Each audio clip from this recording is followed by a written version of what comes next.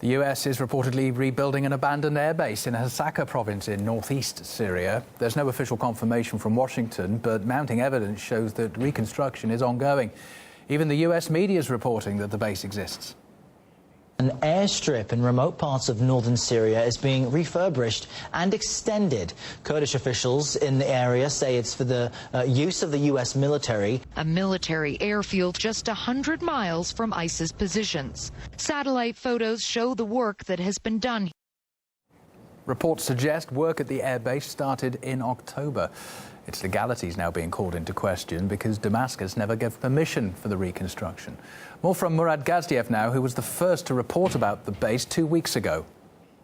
This territory is controlled by Syrian Kurds, the YPG, and it took us a while to find out the details. We approached senior YPG officials here in Hasaka province to comment on this matter. At first they feigned ignorance. They said, what base? This is the first time we hear of it. But as we talked, eventually they somewhat reluctantly and indirectly perhaps admitted that there is an airbase. The US Defense Department denies any reconstruction is ongoing and says the press reports are wrong. However, its spokesman did tell us that US forces in Syria are continually looking for ways to improve logistics, personnel recovery and support. The senior editor of Executive Intelligence Review magazine says the American military recognizes the strategic importance of having a base there.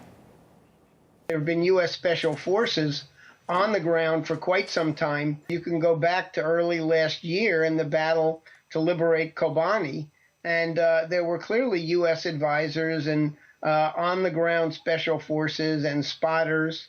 The Defense Secretary Carter has openly acknowledged that small contingents from the Joint Special Operations Command are on the ground there, and that airbase that they're trying to revive is in that Kurdish region. Having that kind of a base in that Kurdish region is something that's highly desirable, even though there is only a very limited basis in international law for that U.S. presence being there.